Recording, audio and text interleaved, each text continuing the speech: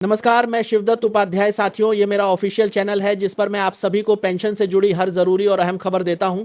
आज का दिन देखने में भले ही एक सामान्य दिन लग रही हो, लेकिन देश के करोड़ों पेंशन धारकों के लिए यह दिन बेहद अहम माना जा रहा है। इसकी वजह है लगातार सामने आ रही वो बड़ी अपडेट्स जो सीधे तौर पर पेंशनर्स की जिंदगी, उनके खर्चों और उनके बैंक खातों से जुड़ी हुई है। जिन खबरों का बुजुर्गों को लंबे समय से इंतजार था, अब वही खबरें धीरे धीरे सामने आती दिखाई दे रही है। इस समय सबसे बड़ी और चर्चित खबर पेंशनर्स के लिए आने वाले एक संभावित नए नियम को लेकर है। बताया जा रहा है कि यह नियम जल्द लागू हो सकता है और इसी के साथ न्यूनतम पेंशन को लेकर आई अपडेट ने पूरे देश में चर्चा तेज कर दी है। यह खबर उन लाखों करोड़ों पेंशन भोगियों से जुड़ी हुई है जिनका मुद्दा आज सबसे ज्यादा बहस में बना हुआ है। दोस्तों, यह कोई साधारण खबर नहीं है, बल्कि उन सभी वरिष्ठ नागरिकों के लिए उम्मीद की एक बड़ी किरण है जो पिछले कई सालों से लगातार बढ़ती महंगाई का सामना कर रहे हैं और जिनके लिए मात्र 1,000 की मासिक पेंशन में गुजारा करना मजबूरी बन चुका है। आज की इस खास देश के पास बोलर के बाद मासिक पेंशन करने का पारा दे ये गाड़ी करने का सामना कर रहे हैं और बाज देश के साथ मोमंतले के बाद मासिक पेंशन के लिए बरादे नहीं है और जिनके लिए साधारण खबर नहीं है और बोलर का सामना कर रहे हैं और जिनके लिए मात्र 1,000 की मासिक पेंशन को लेकर का सामना करने का पारा देना चाहिए, जिसे अब देश किसान को लेकर मिले करने का सामना कर रहे हैं और जिनके लिए का सामना करने का सामना करने का सामना करने का सामना करने का सामना करने का सामना करने का सामना करने का सामना करने का सामना करने का सामना करने का सामना करने का सामना। वीडियो में हम विस्तार से समझेंगे कि आखिर यह नया नियम क्या है, यह कब से लागू हो सकता है और इसे लागू करने की पूरी प्रक्रिया कैसी हो सकती है। साथ ही न्यूनतम पेंशन वाली खबर में आखिर ऐसा क्या खास है जिसने पेंशनर्स के बीच उम्मीद जगा दी है, उसका भी पूरा विश्लेषण करेंगे। इसके अलावा हम यह भी जानेंगे कि कर्मचारी भविष्य निधि संगठन यानी ईपीएफओ द्वारा पेंशन नियमों में संभावित बदलाव का पेंशन भोगियों पर क्या असर पड़ सकता है। लेकिन कहानी यही खत्म नहीं होती, क्योंकि इसी बीच एक और बड़ा अपडेट राष्ट्रीय आंदोलन समिति यानी एनआईसी की ओर से सामने आया। न्यूनतम पेंशन को 1,000 से बढ़ाकर सीधे 7,500 करने की मांग को लेकर क्या कोई अहम घोषणा हो सकती है, इसकी संभावनाओं पर भी चर्चा हो रही है। इसके साथ ही 8वें वेतन आयोग से जुड़ी करवारी के साल वो महत्वपूर्ण जानकारी भी सामने आई है जिसने सरकारी कर्मचारियों और पेंशनर्स के बीच नई उम्मीदें पैदा कर दी है और पूरे देश में इस पर चर्चा तेज हो गई है। इसलिए अगर आप इन सभी अहम अपडेट्स को विस्तार से समझना चाहते हैं और ये जानना चाहते हैं कि आने से देख सकते हैं जानकारी क्वेश्चन ऑफ देश में कहते हैं जलिए अंदर कर्मा साल क्वेश्चन कर्माने के लिए कर्माचार कर्माने के लिए कर्माचार कर्माने,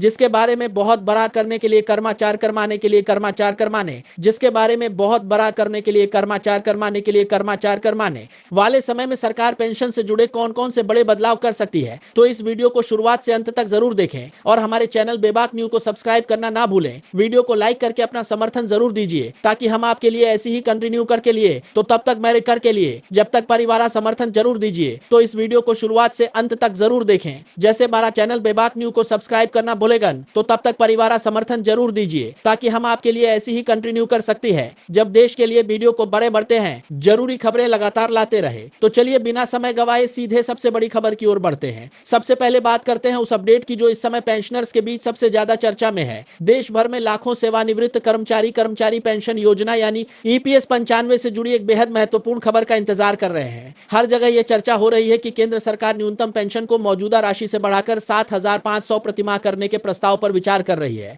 यह खबर उन सभी बुजुर्गों के लिए राहत की उम्मीद लेकर आई है जिनके लिए आज की बढ़ती महंगाई में 1,000 की पेंशन से रोजमर्रा का खर्च चलाना भी मुश्किल हो चुका है। हालांकि अभी तक सरकार की ओर से कोई आधिकारिक घोषणा नहीं की गई है, लेकिन सूत्रों से मिल रही जानकारी ने पेंशन में हमारा सूत्रों को मिलेगा परदाशी ने संभाले बढ़ते राशि और की आरोप से लगभग अलकर के लिए बढ़ते राशि कराए। हालांकि बढ़ती महंगाई में मिलेकर सरकार की बढ़ती महंगाई में तरफ देशाई हो गया आधिकारिक घोषणा मिल रही जानकारी ने पेंशन में मिलेकर के आधिकारिक खर्च चला रही है। मिलेकर के अधिकारी के साथ हमला कर भोगियों के बीच हलचल जरूर पैदा कर दी है और हर कोई सरकार के अंतिम फैसले का इंतजार कर रहा है। अब सवाल यह उठता है कि आखिर न्यूनतम पेंशन बढ़ाने की मांग इतनी तेज क्यों हो गई है और इसकी जरूरत क्यों महसूस की जा रही है। दरअसल इसके पीछे की वजह काफी बार आता है और फैसले में बात करते हैं कि हर के न्यूनतम पेंशन बढ़ाने की मांग क्या सकता है और क्या करेंगे। बात करते हैं उनके बात करते हैं कि बात करते हैं करेंगे कि उनके बाद ओग्रासी नाम के बात करेंगे कैंडल करते हैं और क्या करेंगे बात करेंगे कैनल करते हैं और क्या नल करते हैं कि बात करेंगे कैनल करते हैं। स्पष्ट है, लेकिन समस्या यह है कि देश में बड़ी संख्या में ऐसे कर्मचारी रहे हैं जिनका वेतन पूरे कार्यकाल के दौरान काफी कम रहा। परिणाम स्वरूप सेवानिवृत्ति के बाद उनकी पेंशन 1,000 के आसपास ही सीमित रह गई। वहीं दूसरी तरफ पिछले कुछ वर्षों में महंगाई तेजी से बढ़ी है जिससे दवाइयों, बिजली बिल, किराया और अन्य जरूरी खर्चों को संभालना मुश्किल हो गया है। यही कारण है कि लंबे समय से न्यूनतम पेंशन बढ़ाने की मांग लगातार उठती रही है और अब यह मांग एक बड़े आंदोलन का रूप ले चुकी है। अगर प्रस्तावित बढ़ोतरी के संभावित फायदों की बात करें तो देखिए क्या करते हैं कि एक कमेंटेड केंसन बढ़ेती बरत तती से दारा बढ़ेती दारा बढ़ेती दरात बढ़ेती दरात बढ़ेती बढ़ेती दरात बढ़ेती दरात बढ़ेती दरात बढ़ेती दरात बढ़ेती दरात बढ़ेती दरात बढ़ेती दरात बढ़ेती दरात बढ़ेती दरात बढ़ेती दरात बढ़ेती दरात बढ़ेती दरात बढ़ेती दरात बढ़ेती दरात बढ़ेती बढ़ेती दरात बढ़ेती दरात बढ़ेती दरात बढ़ेती दरात बढ़ेती बढ़ेती दरात बढ़ेती दरात बढ़ेती दरात बढ़ेती दरात बढ़ेती दरात बढ़ेती दरात बढ़ेती दरात बढ़ेती। सरकारी सूत्रों के अनुसार ईपीएस 95 के तहत न्यूनतम पेंशन को 7,500 प्रतिमाह करने पर विचार किया जा रहा है। यदि यह प्रस्ताव लागू हो जाता है तो मौजूदा पेंशन की तुलना में यह करीब 7 गुना ज्यादा होगा। इसका सीधा फायदा पेंशनर्स को मिलेगा क्योंकि उनकी आय में बढ़ोतरी होगी, आर्थिक दबाव कम होगा और वे अपने दैनिक खर्चों के साथ साथ दवाइयों जैसी जरूरी जरूरतों को भी बेहतर तरीके से पूरा कर सकेंगे। इससे न केवल उनका जीवन थोड़ा आसान होगा बल्कि उनके परिवारों पर पड़ने वाला जाती है परिवारों के साथ सती है 12-30 अंबानी से बार करते हैं की तरफ से दवाइयों के मार्कर के साथ सती कमिन ने दब्बन बर्जंदी करते हैं बल्कि उनके परिवारों पर पड़ने वाला जल्दी करते हैं कि दब्बन बर्जंदी करते हैं किस मन के परिवारों के लिए बर्जंदी करते हैं किस मन के लिए दब्बन बर्जंदी करते हैं किस मन के लिए पर्दन बर्जंदी करते हैं आर्थिक दबावों के साथ हर बर्जंदी करते हैं कि बर्जंदी करते हैं किस मन के लिए बर्जंदी करते हैं बर्जंदी करते हैं किस मन के लिए 12-30 मन के लिए आर्थिक बोझ भी कम हो सकता है। यहाँ यह भी समझना जरूरी है कि ईपीएस 95 के तहत पेंशन पाने के लिए कम से कम 10 साल की नियमित सेवा जरूरी होती है